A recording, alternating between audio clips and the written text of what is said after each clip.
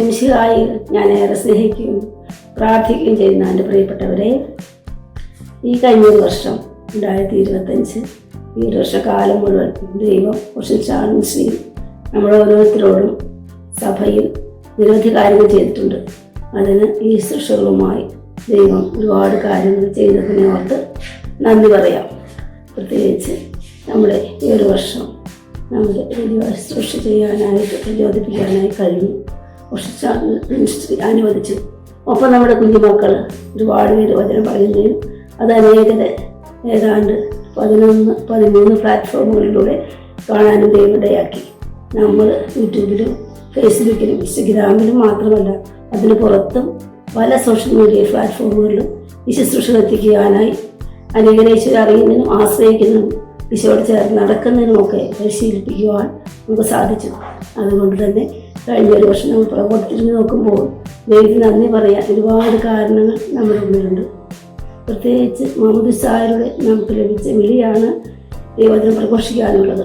നമ്മുടെ സാഹചര്യത്തിൽ നമുക്ക് എത്രത്തോളം പ്രവൃത്തിപഥത്തിലെത്തിക്കുവാൻ സാധിക്കുന്നുണ്ട് എന്ന് ചോദിക്കുമ്പോൾ പലപ്പോഴും നമുക്കത് കഴിയുന്നില്ല എന്നുള്ളതാണ് മനസ്സിലാക്കാൻ കഴിയുന്നത്.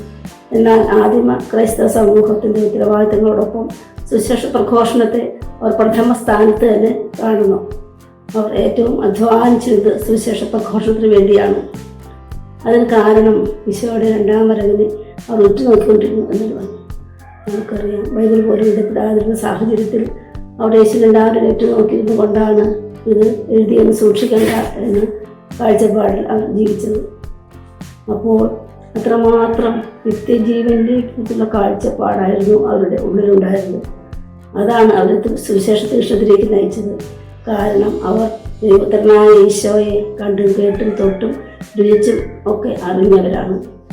ഇന്ന് നമ്മുടെ അനുദിന ജീവിതത്തിൽ അങ്ങനെ ഒരു ബന്ധം ഈശോയോട് ചേർന്ന് നടക്കാനായിട്ട് പലപ്പോഴും നമുക്ക് നഷ്ടപ്പെട്ടു പോകുന്നുണ്ട്. ഇവിടെയാണ് നമ്മൾ ദൈവത്തിൽ കഴിഞ്ഞൊരു വർഷക്കാലത്തേക്ക് തിരിഞ്ഞു നോക്കുമ്പോൾ ദൈവത്തിന് നന്ദി പറയുവാൻ കാരണങ്ങൾ കണ്ടെത്തുക. കാരണം മാമോദിസായിൽ നമുക്ക് ലഭിച്ച വിളിയിൽ അല്പമെങ്കിലുമൊക്കെ പ്രവർത്തിക്കാനായിട്ട് നമുക്ക് കർത്താവ് കൃപ തരികയാണ്. അത് ചെയ്യാനും നമ്മളെ സംബന്ധിച്ചിടത്തോളം സാധിച്ചു. ഏതാണ്ട് 13 കമ്മ്യൂണിറ്റികളിലായി ഒട്ടനവധി ഗ്രൂപ്പുകൾ, മധ്യസ്ഥ പ്രാർത്ഥന, യൗമാല അനുദിനം ചൊല്ലുന്ന ശുശ്രൂഷ, എല്ലാ ദിവസവും രാജ്യങ്ങളെ ഓർത്ത് പ്രാർത്ഥിക്കുന്ന കാര്യങ്ങൾ, അതുപോലെ തന്നെ നമ്മുടെ സുവിശേഷ പ്രഘോഷണത്തിൽ കുട്ടികളുടെ ശുശ്രൂഷ, യുവജനം ശുശ്രൂഷ, ഷോർട്സിൻ്റെ ശുശ്രൂഷ, സഭയുടെ പ്രബോധനങ്ങൾ എന്നിങ്ങനെ പലതരത്തിൽ നമ്മൾ എല്ലാവരെയും സുവിശേഷ പ്രഘോഷണത്തിൻ്റെ ഭാഗമാക്കാൻ ശ്രമിക്കുന്നുണ്ട്. അപ്പോൾ തീർച്ചയായും നമ്മൾ കഴിഞ്ഞ ഒരു വർഷത്തിലേക്ക് തിരിഞ്ഞു നോക്കുമ്പോൾ ദൈവം നമ്മളെ നയിച്ച വഴികൾ, അവിടുന്ന് പരിപാലിച്ച് നമ്മളെ നടന്നു വന്ന ആ സമയങ്ങളും ഒക്കെ ദൈവത്തിന് മഹത്വപ്പെടുത്താൻ നമ്മുടെ കാരണങ്ങളാണ്. തീർച്ചയായും പരിശുദ്ധ അമ്മ, നമ്മുടെ നാഥ നമ്മുടെ കൂടെ ഉണ്ടായിരുന്നു. നമ്മൾ അവരുടെ പേരിൽ തന്നെയാണ് അറിയപ്പെടുന്നത്.